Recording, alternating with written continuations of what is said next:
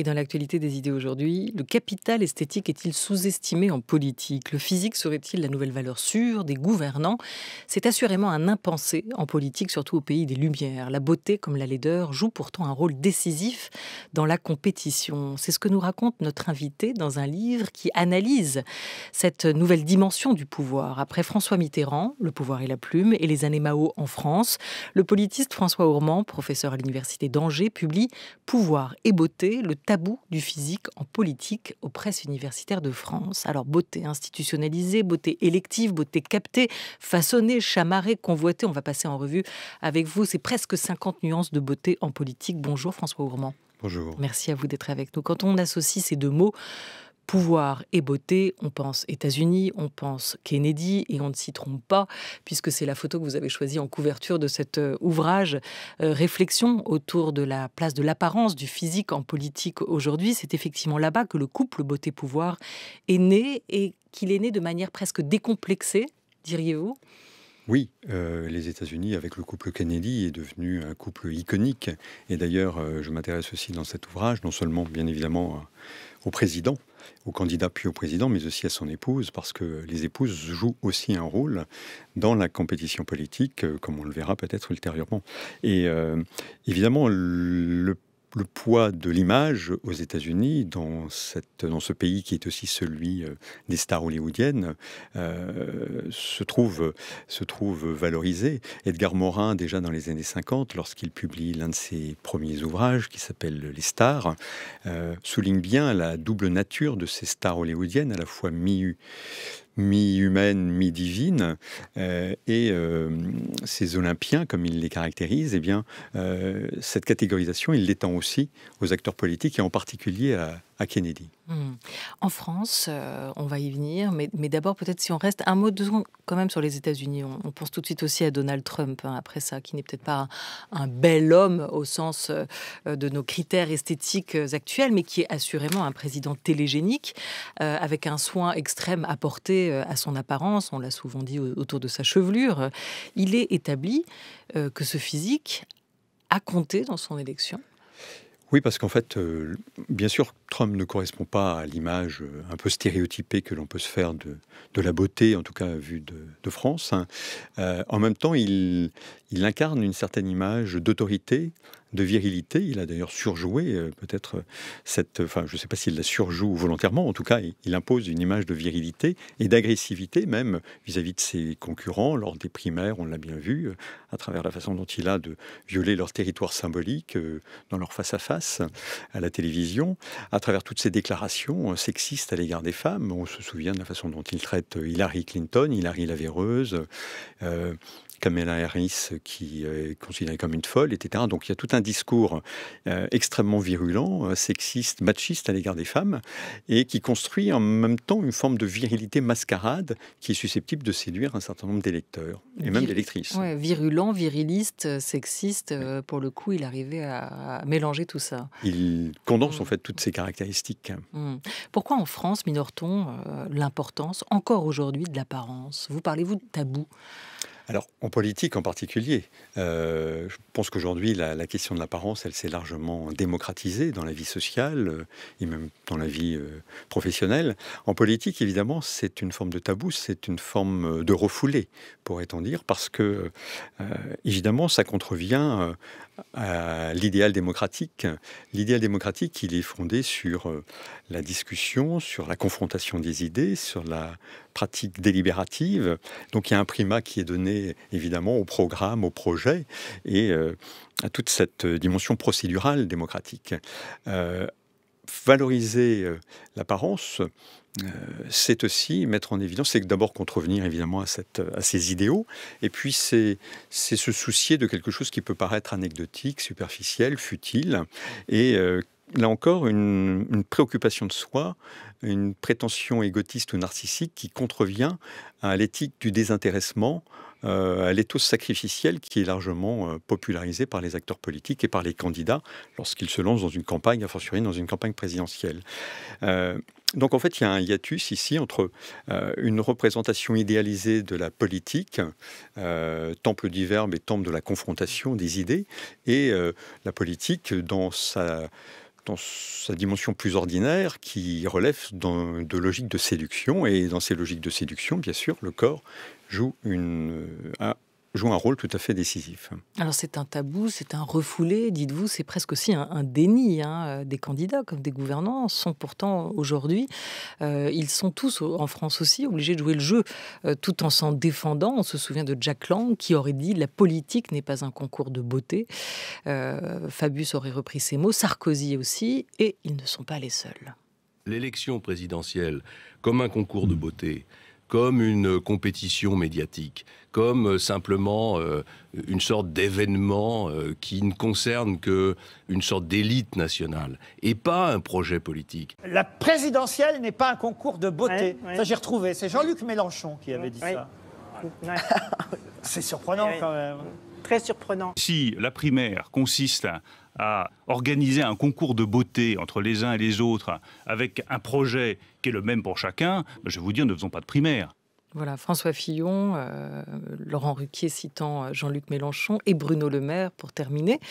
Alors la présidentielle, un concours de beauté ou pas, non, évidemment, ça n'est pas que ça, mais depuis la Ve République, et vous le racontez bien à travers l'histoire de ce couple beauté-pouvoir, depuis la Ve République avec son septennat d'abord et cette hyper-présidentialisation du pouvoir, les idées comptent, les appartenances partisanes bien sûr aussi, mais le corps du candidat, l'apparence, entre en jeu puisque c'est une des conséquences de l'hyper-personnalisation du pouvoir. Oui, moi je souscris à ce que disent tous les hommes politiques qu'on vient d'entendre. La campagne présidentielle, l'élection n'est pas un concours de beauté.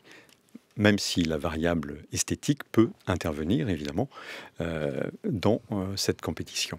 Alors, évidemment, le poids de l'apparence, il n'est pas neuf. Déjà, avec le général de Gaulle, on le voit bien, il suffit de regarder le portrait du général de Gaulle, le portrait officiel du général de Gaulle, c'est une représentation du pouvoir qui nous est offerte, d'un pouvoir en majesté, bien éloigné évidemment de ces incarnations plus contemporaines, à l'image de François Hollande en président normal, mais c'est une incarnation du pouvoir où l'on voit le général de Gaulle qui joue la carte de la verticalité, de l'élévation, de la hauteur, de la grandeur, en arborant tout un certain nombre de signes et d'insignes monarchiques présidentielle, mais qui quand même nous renvoie vers un imaginaire monarchique, cette monarchie républicaine qu'il entend restaurer ou instaurer plus exactement.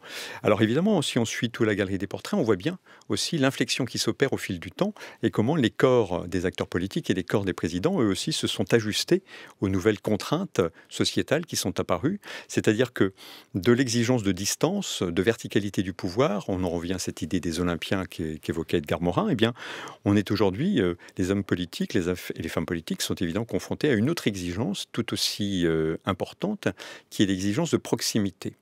Exigence de proximité, exigence de sincérité, exigence d'authenticité. Parce que ce qui est en jeu aujourd'hui, c'est évidemment la question de la confiance. La confiance que les électeurs peuvent porter à leurs candidats. Et comme l'a bien souligné Pierre Rosanvallon dans un de ses livres, la contre-démocratie, aujourd'hui le peuple souverain s'est transformé aussi en un peuple vigilant, en un peuple juge, en un peuple censeur. Et on est dans toute une économie de la défiance de la part des citoyens qui vise, pour reprendre le titre de Foucault, à surveiller et punir d'une certaine façon. Et la question de l'authenticité, de l'honnêteté et de la sincérité, elle se trouve renforcée évidemment dans le contexte contemporain marqué par la multiplication des affaires politico-financières en particulier qui affectent l'ancien président de la République, Nicolas Sarkozy. Oui, et que, puisque vous citez Pierre Rosanvallon, c'est aussi, et à de nombreuses reprises dans votre ouvrage, c'est aussi à travers le visage, le corps des gouvernants que les affects passent, si on fait référence à son dernier essai. Il va en être beaucoup question, vous pensez, durant cette année qui s'ouvre de présidentielle aujourd'hui, cette question du rapport entre apparence, esthétique et pouvoir, puisque vous avez réfléchi à cela aujourd'hui. Il est indéniable que toute campagne présidentielle se caractérise par un souci, par des stratégies de présentation de soi qui passent par, bien évidemment, un ancrage partisan ou un ancrage sur l'axe droite-gauche, c'est ce qu'on appelle un profil symbolique qui cumule à la fois des éléments institutionnels, mais ce profil symbolique ou cette stratégie de présentation de soi, elle passe aussi par la convocation d'éléments biographiques, qui, ici, peuvent mobiliser la mise en scène de l'intimité. On l'avait vu déjà en 2017, comment, par exemple, Emmanuel Macron orchestre toute une partie de sa stratégie de campagne autour de son couple, comment il y a un storytelling qui est opéré, et comment les couvertures de Paris Match qu'il fait pendant cette période, entre avril 2016 et avril 2017, 5 couvertures de Paris Match, ni plus ni moins, ce qui constitue un record, comment ces couvertures de Paris Match arrivent à des moments stratégiques de sa candidature, en mois d'avril 2016 lorsqu'il se lance dans la compétition, en novembre lorsqu'il acte officiellement sa candidature, et en avril 2017 lorsqu'il, dans l'entre-deux tours, après sa victoire au premier tour de l'élection. Donc on voit bien ici qu'il y a une interaction étroite entre la stratégie de communication et la stratégie d'image d'Emmanuel Macron et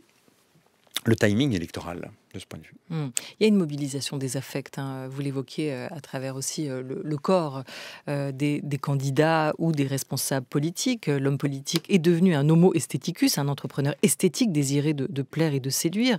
Il sait qu'aussi à travers sa figure et derrière certains idéaux de beauté se cachent des affects que vous décortiquez dans cet ouvrage, Pouvoir et beauté, François Ourmand. Ils vont donc être probablement mobilisés. C'était intéressant de comprendre comment les hommes politiques peuvent aujourd'hui, à travers leur apparence, inspirer la confiance. Hein. Vous parliez de la nécessité de la proximité aujourd'hui. Alors, par quoi ça passe ? Alors, il y a un élément qui est important quand on étudie la beauté, et quand à travers tous les travaux anglo-saxons sur la beauté, le montre bien, c'est que la beauté est toujours, encore aujourd'hui, associée au bon. Ce qui est beau est bon. Et la beauté a aussi pour caractéristique de créditer les détenteurs ou détentrices d'attributs esthétiques de multiples compétences dont ils ne sont pas nécessairement pourvus. Quelqu'un de beau ou une femme belle seront crédités de plus d'intelligence, de compétences, d'expertise, d'honnêteté, de sincérité, d'empathie. Ils sont crédités. Ils sont crédités, voilà, exactement. Ils sont crédités. Alors, ils ne le sont pas nécessairement, mais ils sont au moins crédités. Toutes choses qui, évidemment, sont tout à fait décisives dans la compétition électorale, parce qu'encore une fois, même s'il y a une dimension rationnelle, argumentative, qui passe à travers les programmes, la campagne électorale est d'abord sous-tendu par des dynamismes émotionnels, par des logiques affectives. Et le corps, bien évidemment, le corps des compétiteurs, il est une forme d'expression privilégiée de ces émotions.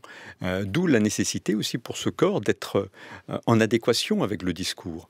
Le risque pour les compétiteurs serait de construire ce que Goffman appellerait des façades frauduleuses, d'exhiber un certain nombre d'indices construits, mais qui seraient perçus comme dissonants par les électeurs. Parce qu'il y aurait là, évidemment, un désajustement entre l'image produite et la perception des électeurs.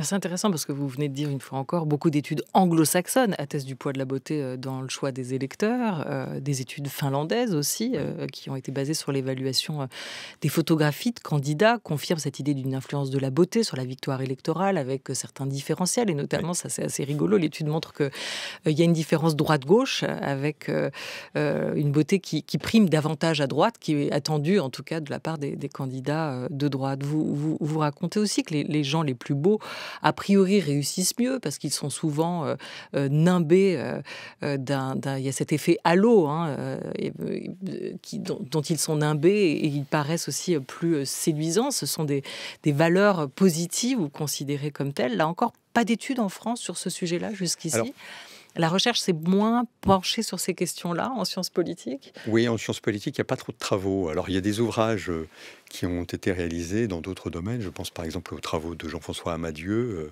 mais qui portaient moins d'ailleurs sur la politique que sur la sphère économique, sur la sphère professionnelle, où il montre bien que la prime à la beauté constitue là aussi une variable discriminante, en quelque sorte, sur ce marché.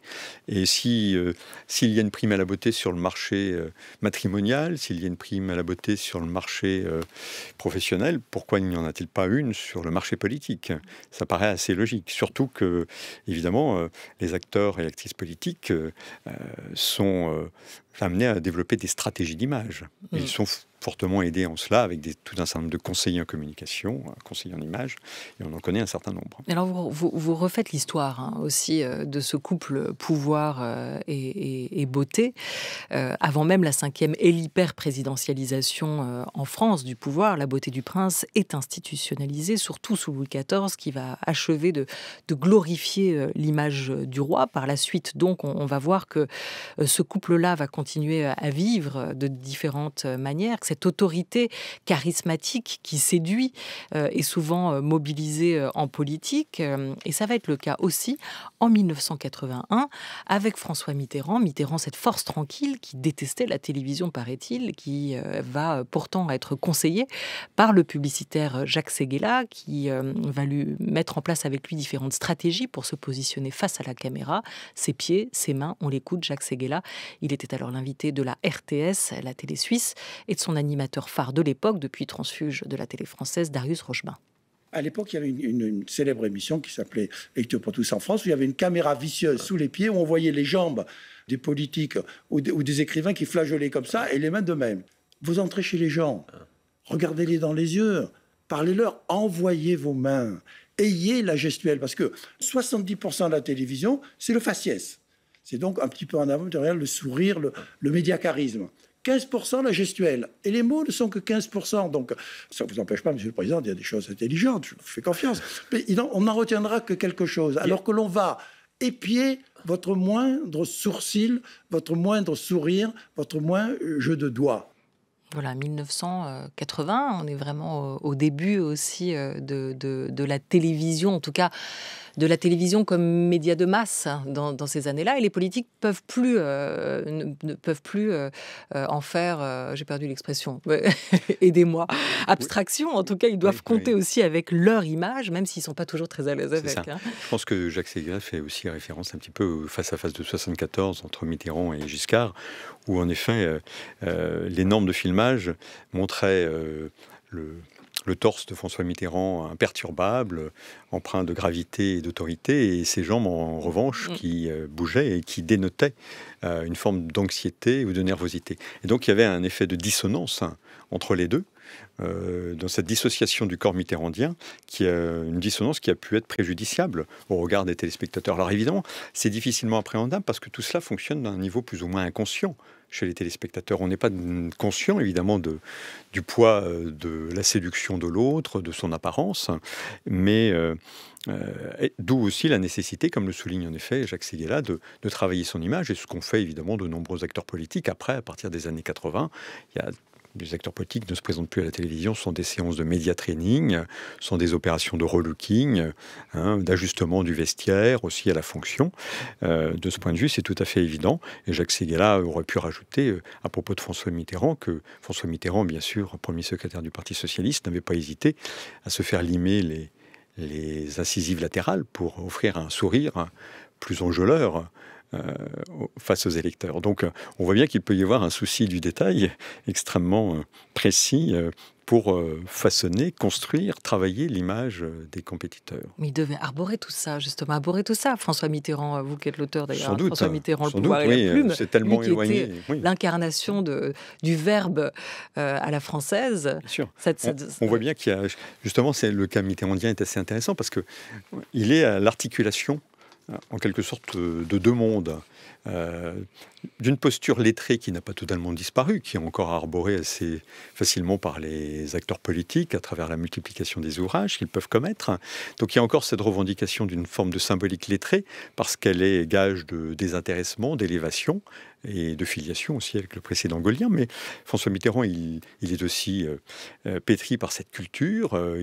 C'est une socialisation qu'on pourrait considérer comme pré-énarchique. Donc il véhicule toutes ces valeurs humanistes, lettrées, et en même temps, il est obligé de se conformer aux nouvelles règles médiatiques qui s'imposent et que la télévision impose aux compétiteurs. Donc de se plier d'une certaine façon à cette maîtrise des codes télévisuels qui ne sont pas d'ailleurs les mêmes que les codes politiques qui pouvaient avoir cours dans les arènes parlementaires ou lors des meetings. Donc on voit bien ici que la télévision impose évidemment d'autres d'autres postures, d'autres registres corporels, une voix plus posée évidemment que celle des orateurs en meeting. Et alors des réseaux sociaux, qu'est-ce qui change ?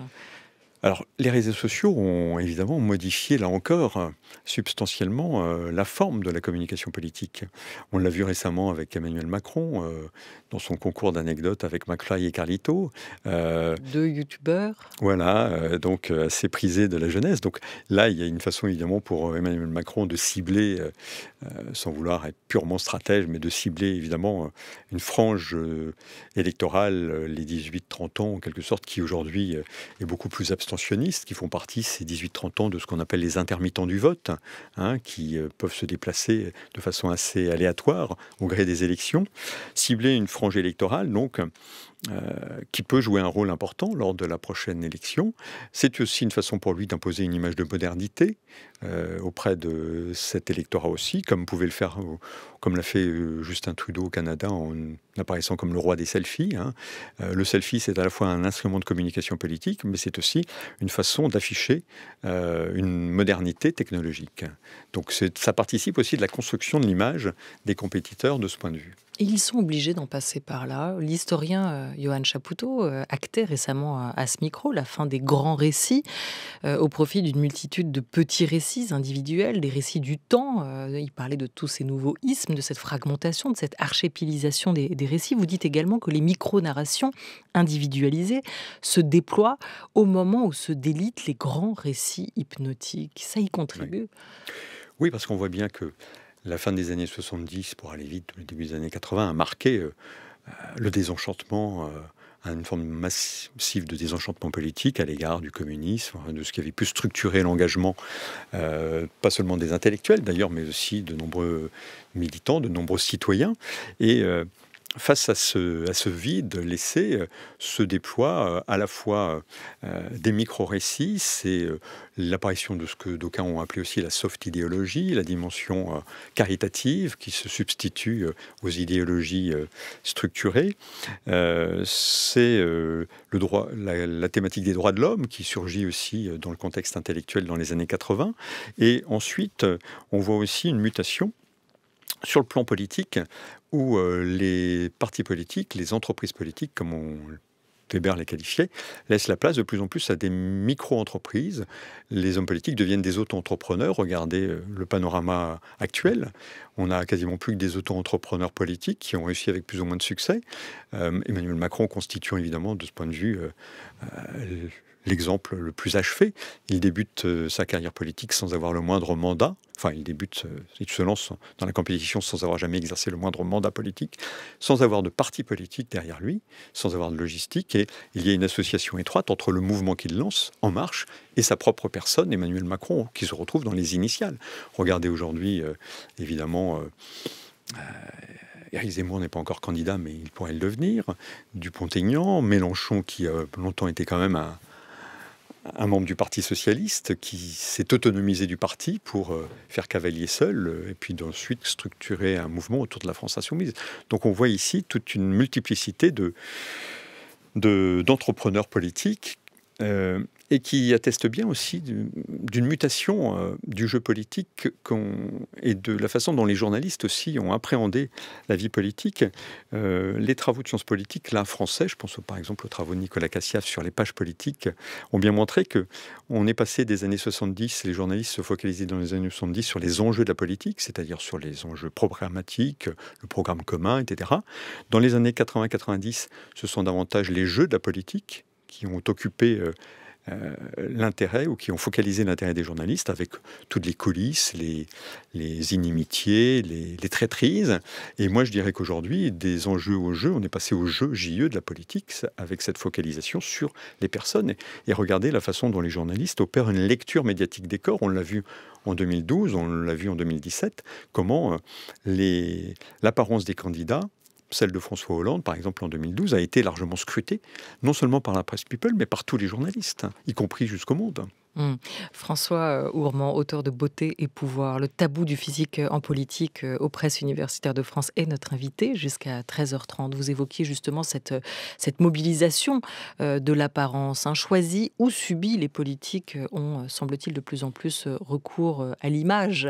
Choisie ou subie, parce que vous reprenez notamment l'exemple de la photo en maillot de Nicolas Sarkozy et celle de François Hollande. Ça, c'était pas le même traitement qui a été mis en avant. Il fallait produire une forme d'authenticité. L'un a plutôt bénéficié, Nicolas Sarkozy, en gommant les bourrelets superflus, tandis que François Hollande, lui, en a plutôt pâti. Oui, alors là, médiatiquement, il y a deux traitements radicalement différents entre les deux présidents. Ce qu'on peut souligner, c'est que lorsque Giscard, dans les années 70, 74, 73, 74, s'affiche avec sa fille dans la campagne présidentielle, c'est un droit qu'il s'accorde. Le droit à exposer son intimité ici et à exposer sa fille, éventuellement son épouse aussi, on le verra lors des fameux vœux du premier de l'an. Mais de ce droit, on est passé aujourd'hui à une forme de devoir d'exposition. Il y a une forme d'obligation qui est faite aux compétiteurs de s'exposer médiatiquement. On est dans une société d'exposition. Il est difficile pour eux de s'y soustraire, avec comme risque, évidemment, de voir leur corps exposé en pâture et aussi subir des traitements médiatiques dégradants. Alors, le cas de Sarkozy et de Hollande est assez intéressant parce qu'en effet, Nicolas Sarkozy, lorsqu'il part en vacances à Wolfboro en 2007, l'été 2007, après son élection, on le voit faire du canoë et les photos de Paris Match, publiées dans le Paris Match, ont fait l'objet ont été photoshopés, on lui a gommé ses bourrelets qu'il avait sur le ventre à des fins d'esthétisation, alors que François Hollande, lui, sera surpris dans une résidence privée par un paparazzi, et ces photos s'étaleront aux premières pages du magazine Closer. On voit bien qu'il y a aussi, qui s'est opéré, alors peut-être cela renvoie-t-il à des positionnements différents et une maîtrise différente de la communication de la part de Sarkozy et de Hollande, mais on voit bien aussi qu'entre 2007 et 2012, il y a une mutation qui a pu s'opérer, entraînant une forme de trivialisation du corps politique, de ce que l'on pourrait appeler des cérémonies dégradantes. Et François Hollande, évidemment, a été beaucoup plus malmené, d'ailleurs, à travers cette série de photos, mais plus largement, à travers toutes ses apparitions, sa cravate de travers, les sobriquets dont il était affublé, les photos de lui en chapka lorsqu'il est allé au Kazakhstan. On a vu se multiplier toutes ces photos qui tendaient à exhiber davantage un corps grotesque qu'un corps valorisé ou valorisant de la part du président. La beauté captée, vous montrez aussi, François Ourmand, toutes les stratégies mises en place pour capter une beauté compensatrice, avec notamment une compétition des premières dames, mannequins, comédiennes, journalistes. Elles sont là aussi pour renforcer le pouvoir de séduction du candidat, en apportant aussi un capital esthétique avec la mise en scène du couple, de l'amour et de la séduction qui peut se mettre en place. Vous évoquiez ces photos en maillot. On a encore récemment vu une photo d'Éric Zemmour avec sa compagne dans l'eau en une d'un magazine. Donc on peut imaginer que ce concours aussi de photos, ce recours à l'image n'est pas prêt de s'épuiser dans cette nouvelle campagne. On va partir sur le terrain à l'occasion d'un match de foot. C'était il y a 10 jours avec Emmanuel Macron. Figurez-vous que Macron, ça rime avec ballon rond, ça on le savait, mais il aimerait aussi beaucoup que ça rime avec réélection. Donc pour ça, allez hop, tout le monde en short, et on appelle sur le gazon Marcel Desailly, Christian Carambeu, Sonny Anderson, Laure Boulot ou encore Rudy Garcia, tous sous la couleur du Variété Club de France. 2381e match tout de même pour cette institution, et pourtant c'était du jamais vu. On connaissait Poutine en kimono, Obama sur un parquet de basket. Il faudra désormais vivre avec cette image de Macron en short et les futures compilations de ses meilleurs buts, soupire déjà Libé dans un tweet. Bingo! Figurez-vous que la photo a déjà traversé la Manche et s'affiche ce matin en une et du prestigieux Times et du Daily Telegraph. Ah bah ouais, nos amis britanniques, ils allaient pas laisser passer ce petit saut de cabri, une image qui va longtemps hanter Internet. Voilà, merci pour ce commentaire à nos confrères de BFM Télé. Emmanuel Macron en déplacement à Poissy, dans les Yvelines, pour jouer ou y rejouer un match de foot. Là, on entend l'humour avec lequel cette séquence est commentée, mais on en parle quand même. Et c'est ça l'important. C'est à peu près le but, on l'imagine, de ce type de séquence. Quand vous parlez de la beauté en politique, on comprend bien que c'est tout un capital qui est mobilisé là, et aussi celui de la santé, en fait, du corps sportif de l'homme politique.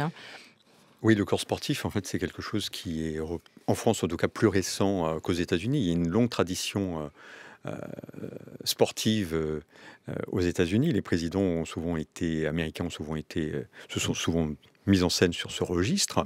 On sait que l'appétence de Barack Obama pour le basket, c'est pas quelque chose de très neuf. En France, c'est plus récent. C'est surtout avec Nicolas Sarkozy que l'on a vu. Alors, on avait vu déjà Giscard dans les années 70 faire du ski à Courchevel, etc. Bon. Mais avec Nicolas Sarkozy, c'est bien l'exhibition d'un corps sportif. Nicolas Sarkozy, adepte des joggings médiatisés et de la petite reine, va faire aussi de la pratique sportive un élément déterminant de sa communication politique, à la fois parce qu'il entend opérer une forme de désymbolisation du corps présidentiel. On va le voir monter 4 à 4 les marches de l'Élysée avec son maillot suant. Donc là, on est bien éloigné de la posture gaulienne. Et le jogging sarkozien, c'est aussi un jogging qui marque une forme de mouvement aussi. De mouvement, le vitalisme, ouais, mais c'est aussi la détermination, l'opiniâtreté, une forme d'effort qui peut se lire aussi en filigrane dans le champ politique. Merci François Ourmand. Vous montrez aussi dans ce livre les accents régionaux, les corps qui ne sont pas dans les standards, enfin tous ces points qui peuvent être aussi discordants, et on se demande à vous lire s'il va être possible à l'avenir de revenir en arrière, de désincarner la politique, parce que vous montrez aussi les pièges de la beauté en politique. Ils sont nombreux, mais la tendance est à l'accélération. Nous verrons pour la suite. Merci mille fois. Pouvoir et beauté. Votre ouvrage vient de paraître aux Presses universitaires de France. Un grand merci à toute l'équipe de la Grande Table.